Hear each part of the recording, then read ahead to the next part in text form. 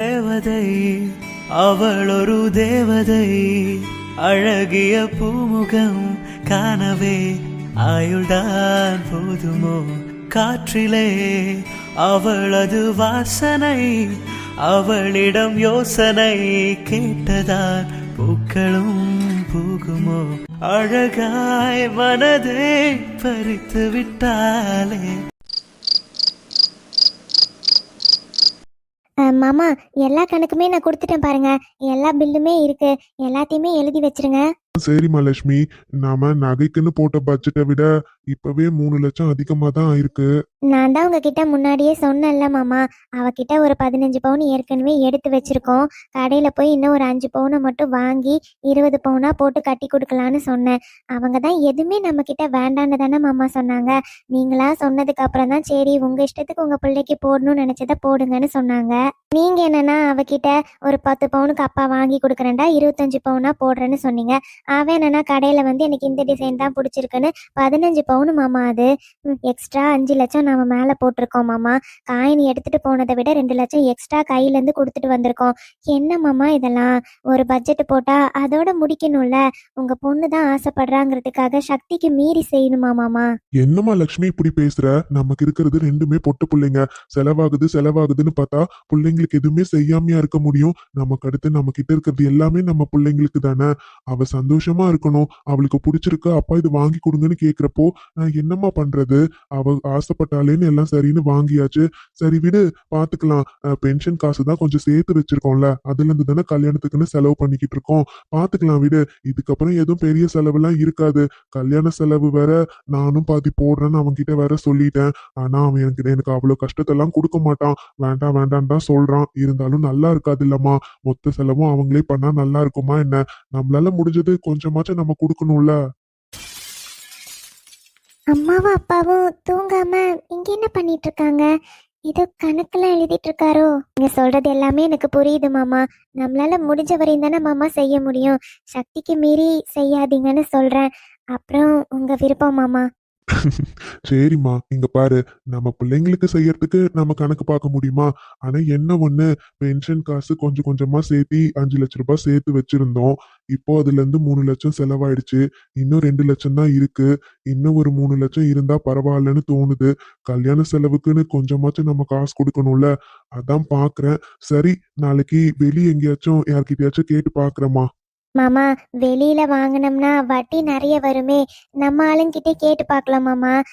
ராணி கிட்ட கேட்டு பார்க்குறேன், உமா கிட்ட கேட்டு பார்க்குறேன் மாமா. உமா வீட்டுக்காரரு கொஞ்சம் ஏற்பாடு பண்ணி தருவாரு. கொஞ்சம் கம்மி வட்டிக்கா கேட்டு பார்க்குறேனே. அப்படி சொல்றியா? நீ சொல்றதும் கரெக்டு தான். சரிம்மா, காலையில விரிஞ்சு பாத்துக்கலாம். இப்பயே பாரு மணி எவ்வளவு ஆயிப்போச்சுன்னு. வா போய் தூங்கலாம். வா, எந்திரிச்சு வா. சரி மாமா. என்னது இது? கல்யாணத்துக்கு வெளியே கடன் வாங்க போறேன்னுலாம் பேசிட்டு இருக்காங்க. அப்போ காசு கம்மியா இருக்கா? வெளியிலலாம் கடன் வாங்கினா கஷ்டமா இருக்குமே. என்ன பண்றது? நானும் சேவிங்ஸ்னு வச்சது 50,000 தான் இருக்கு. அதுக்கு மேல என்கிட்ட இல்லையே. கடையில இருந்து எடுக்கலாமா? பவிக்கிட்ட கேட்காம எப்படி எடுக்கிறது? சரி, நாளைக்கு இத பத்தி பவிக்கிட்ட பேசி பார்க்கணும்.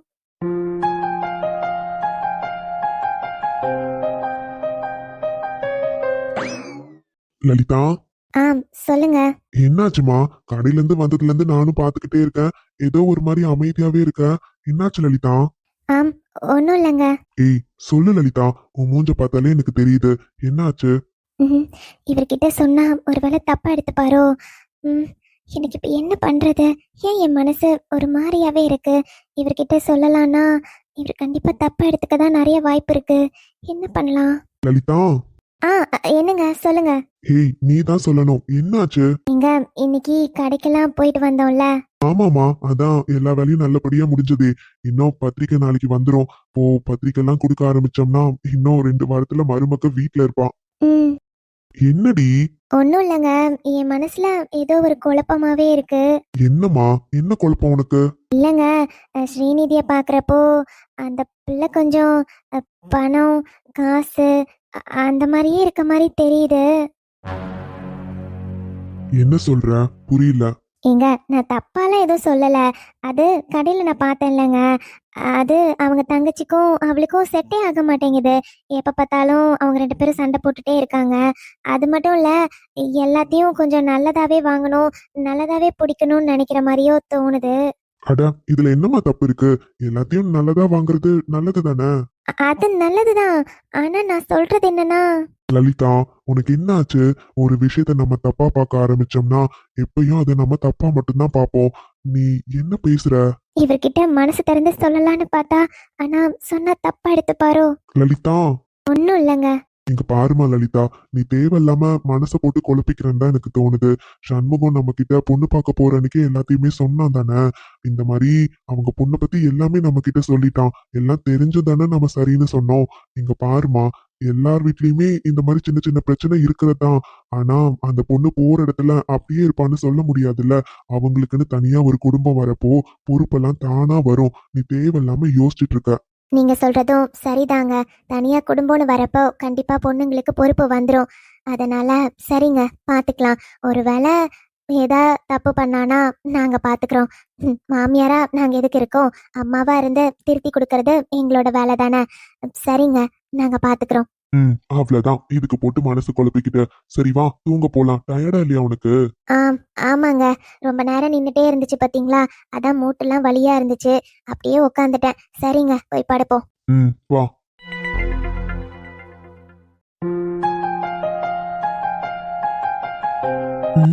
ஒருவேளை நான் தான் தப்பா நினைக்கிறேனா? என் கண்ணுக்கு தான் தப்பா தெரியுதா? ஆனா எனக்கு ஏன் ஒரு தயக்கம் இருந்துகிட்டே இருக்கு? ஒரு ரிலேஷன்ஷிப்குள்ள போறதுக்கு முன்னாடியே அதை பத்தி நம்ம ஜட்ஜ் பண்ண முடியாதுல்ல. அப்பா ஒரு முடிவு எடுத்திருக்காருன்னா கண்டிப்பா அது நம்ம லைஃப்க்கு கரெக்டா தான் இருக்கும். ஆமா, கரெக்டா தான் இருக்கும். ஒருவேளை மேரேஜ்க்கு அப்புறம் ஏதாவது தப்பா இருந்துச்சுன்னா அதை நாம கண்டிப்பா சேஞ்ச் பண்ணி தான் ஆகணும். வேற வழி இல்லை. அப்போ இத பத்தி நிறைய திங்க் பண்ணாம போற போக்குல போட்டோன்னு விட வேண்டியதுதான். ஷோ, கார்த்தி, உன்னையே புலம்ப வச்சுட்டாங்களே. சரிடா, நீ ஓவர் டென்ஷன் ஆகாத. நாளைக்கு வேற ஆஃபீஸ் போகணும். அதனால போய் நிம்மதியா தூங்கு. நடக்கிறத நடந்துதான் ஆகும். அதை மாத்தவே முடியாது. என்ன நடக்கணும்னு இருக்கோ அதுதானே நடக்கும்.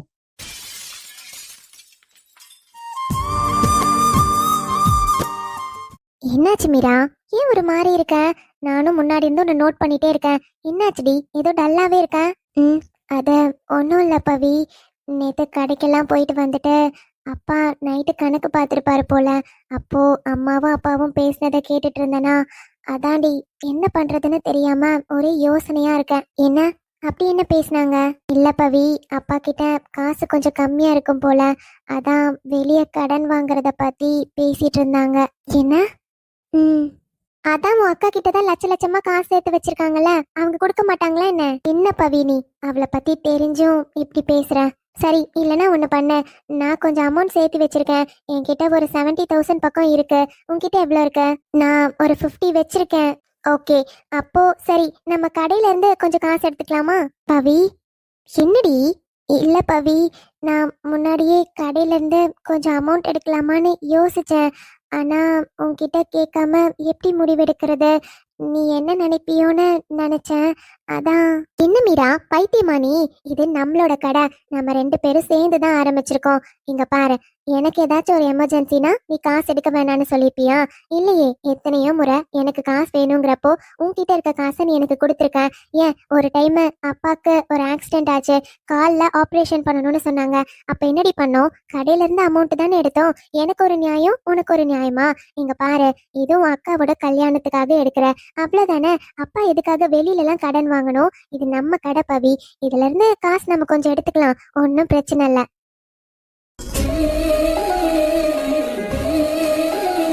பவி, அப்போ அப்பா கிட்ட நானே எடுத்து கொடுத்துட்டுமா? ஆமா மீரா, நாம பிசினஸ் அக்கவுண்ட்ல இருந்து எடுத்து கொடுக்கலாம். சரியா?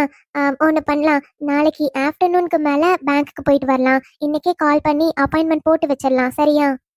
ஓகே பவி, அதுவும் நல்ல ஐடியா தான். அப்பாயின்மெண்ட் போட்டு போனாதான் டக்குன்னு அந்த மேனேஜரை பார்க்க முடியும். இல்லைன்னா அவரை பார்க்கறதும் ரொம்ப கஷ்டமா இருக்கும். கரெக்டு தான், இன்னைக்கே கால் பண்ணி சொல்லிடலாம். ஒன்று பண்ணு, இன்னைக்கு நைட்டு அப்பா கிட்ட போய் நீ அமௌண்ட்டை பத்தி கவலைப்பட வேண்டான்னு சொல்லு. எதுவும் வெளியே வாங்க வேண்டான்னு சொல்லு, நாம பார்த்துக்கலாம். சரியா? சரி பவி. பவி, அது மட்டும் இல்ல, நேத்து அவர் ஃபோன் பண்ணாருன்னு சொன்னல, என்னடி முடிவெடுக்கிறது? அதை செஞ்சு கொடுத்தா கண்டிப்பா அது யாராச்சும் வாங்கினா இன்னும் கொஞ்சம் அமௌண்ட் நம்மளுக்கு கிடைக்கும். புரியுது மீரா, ஆனா என்ன பண்ண முடியும்? கல்யாண வேலையில அதுல உன்னால கான்சென்ட்ரேட் பண்ண முடியுமா? அதுவும் அந்த ஆர்ட் பெருசா கேட்டிருக்காங்கடி, நிறைய ஆப்ஷன்ஸ் கொடுத்துருக்காங்கன்னு சொன்னல, எப்படி உன்னால முடியும்? அதனாலதான் நானும் யோசிச்சேன் பவி. இருந்தாலும் எனக்கு என்னமோ அந்த ஆர்ட்டை சப்மிட் பண்ணலான்னு தோணுது. ஏன்னா மேரேஜ் முடிஞ்சதுக்கு அப்புறம் 1 வீக் கழிச்சு தானே சப்மிஷனு. ஸோ அந்த 1 வீக் டைம் இருக்குல்ல பவி, இப்போ முடிக்க முடியலனாலும் அந்த 1 வீக்ல கண்டிப்பா முடிச்சிருவேன்ல. அதனால ஓகே சொல்லிடலாமான்னு தோணுது. ம், நீ சொல்றதும் கரெக்டாக தான் இருக்கு மீரா.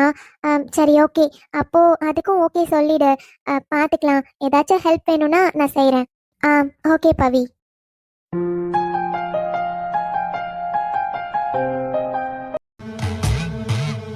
என்ன பேபி, வந்ததுல இருந்து இப்படி உம்முன்னு இருந்தா எப்படி? நாமளே 2 நாள் கழிச்சு மீட் பண்றோம். நல்லா சிரிச்சுட்டு ஜாலியா வர வேண்டாம்? ம், கல்யாண நாள் நெருங்க நெருங்க இருக்க டென்ஷன் எனக்கு தாண்டா தெரியும். ஏய், அதெல்லாம் விடு. நாம நினைச்சதுதான் நடக்கும். பாத்தியா நான் என்ன கொண்டு வந்திருக்கேன்னு? என்னது அது? என்னம்மா மறந்துட்டியா? இதுதான் டாக்குமெண்ட். டாக்குமெண்ட் ரெடியாகி வந்துருச்சு. இதுல மட்டும் உங்க அப்பா கிட்ட மட்டும் ஒரே ஒரு சைன் மட்டும் வாங்கினீன்னா போதும். அவ்வளவுதான், அந்த மொத்த வீடும் நமக்கு மட்டும்தான். என்ன, டாக்குமெண்ட் வந்துருச்சா? ஆமாடா, இந்தா நீயே படிச்சு பாரு. நான் இதை வீட்டில் போய் படிச்சுட்டு என்னன்னு உன்கிட்ட சொல்கிறேன். நாம என்ன பேசிக்கிட்டோமோ அதை மட்டும்தான் இந்த டாக்குமெண்ட்ல இருக்கு. சோ நீ எத்தனை டைம் வேணாலும் படிச்சு பாரு. உனக்கு ஓகேங்கிறப்போ உங்க அப்பா கிட்ட கொடுத்து எப்படியாச்சும் இதை சைன் வாங்கிடு. ஆனா தீனா, நான் என்னன்னு சொல்லி சைன் வாங்குறதுன்னு தான் எனக்கு புரியல. எங்க அப்பா ஒன்றும் படிக்காத ஆள்லாம் கிடையாது. ஒரு ஸ்கூல் ஹெட் மாஸ்டரா இருந்து ரிட்டையர் ஆனவர். அவரு ஒரு டாக்குமெண்ட்டுக்கு வித்தியாசம் தெரியாம இருப்பாரு நீ நினைக்கிறியா? ஏமா, இவ்ளோ யோசிச்ச எனக்கு அத பத்தி யோசிக்க தெரியாதா? இங்க பாரு, உனக்கு மேரேஜ்னு சொல்லி தானே கடகடன்னு வேலை நடந்துகிட்டு இருக்கு. மேரேஜ்க்கு அப்புறம் உன்னோட மேரேஜை ரிஜிஸ்டர் பண்றதுக்கு கண்டிப்பா ரிஜிஸ்டர் ஆஃபீஸ்ல இருந்து நிறைய ஃபார்ம்ஸ்ல நீ சைன் வாங்க வேண்டியதா இருக்கும். அதுல பேரண்ட்ஸோட சிக்னேச்சரும் வேணும்னு சொல்லி முன்னாடியே ஃபார்ம் சப்மிட் பண்ணணும்னு சொல்லி ஒரு ஃபார்மை வாங்கி வச்சுக்கோ. சரியா? மேல இருக்கிற 2-3 பேப்பர்ஸ் மட்டும்தான் கண்டிப்பா உங்க அப்பா படிச்சு பார்ப்பாரு. இவ்ளோ பேப்பர்ஸும் படிச்சு பார்ப்பாருன்னு நினைக்கிறியா? மாட்டாரு. அப்போ நீ என்ன சொல்றேன்னா, இந்த மாதிரி இப்பெல்லாம் நிறைய ஃபார்ம்ஸ்ல சைன் பண்ணணும்பா அப்படின்னு ஏதாச்சும் ஒண்ணு சொல்லி கீழே மட்டும் சைன் வாங்கிடு. அவ்வளவுதான், எல்லாத்தையும் நாம பாத்துக்கலாம்.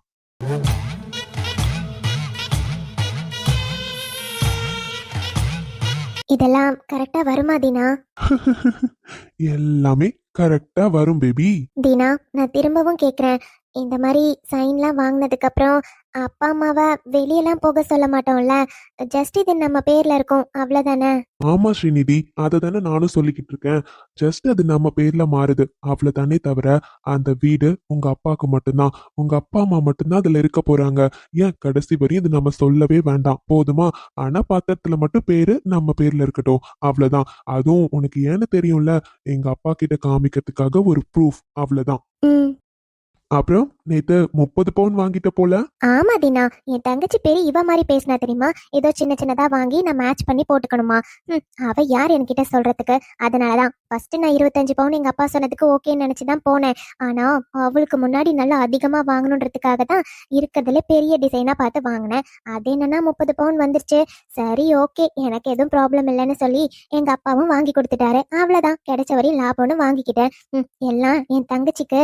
அவ மட்டும்தான் எல்லாமே அனுபவிக்கணும், எல்லாம் அவளுக்கு மட்டும்தான் கிடைக்கணும்னு நினைக்கிறா. அதனாலதான் எனக்கு கிடைக்கிறது கூட கிடைக்க விடாம பண்றா. அதை நான் விட்டுருவேனா? அதை நான் புரிஞ்சுக்கிட்டேன். அதனாலதான் எனக்கு வேண்டியதை நான் வாங்கிட்டேன். சூப்பர் ஸ்ரீநிதி, இப்படிதான் இருக்கணும். பாத்தியா, உன் தங்கச்சி பத்தி நீ சொல்றப்ப கூட நான் நம்பல. ஆனா அவ பேசுறதெல்லாம் யோசிச்சா நீ சொன்னதுதான் கரெக்ட்னு தோணுது. பாத்தியா எப்படி இருக்கான்னு? நீயும் அவங்க பொண்ணு தானே. இப்போ இவளுக்கு எல்லாம் கிடைக்கணுமா சொல்லு? இனிமே அவ அவ்வளவு யோசிக்கிறப்போ நாம இந்த வீடு எடுத்துக்கிறதுல என்ன தப்பு இருக்கு சொல்லு? அதனால ஒன்னும் பிரச்சனை இல்லை, நீ எதுவும் கில்ட்டியா யோசிக்கவே யோசிக்காத. இந்த வீடு நமக்கு தான். ஆமா தீனா, எப்படினாலும் இந்த வீடு எங்க அப்பா அவளுக்கு தான் கொடுக்கணும்னு ஒரு ஐடியால இருப்பாரு. ஏன்னா எங்க அப்பா அம்மா கிட்ட பேசி பேசி எப்படி தெரியுமா மயக்கி வச்சிருக்கா? அவங்க சொல்றது எல்லாம் அப்படியே மேடம் என்னமோ அவங்க சொல்றதை மட்டும்தான் செய்யற மாதிரி, அவங்க சொல்றது எல்லாமே கரெக்டா இவளும் பண்றா. அதுல எனக்கு தெரிஞ்சிருச்சு தீனா, அவ எங்க அப்பா அம்மாவை பேசி பேசி மயக்கி வச்சிருக்கா. அதனால கண்டிப்பா எங்க அப்பா பின்னாடி இந்த வீட்டை அவளுக்கு கொடுக்கணும்னு தான் நினைப்பாரு. நல்லதுதான். இருந்தாலும் எங்க அப்பா அம்மா கண்டிப்பா அந்த வீட்டுல தான் இருக்கணும். அது ஒண்ணு மட்டும்தான் எனக்கு. அதெல்லாம் நம்ம பாத்துக்கலாம். You don't worry. ம்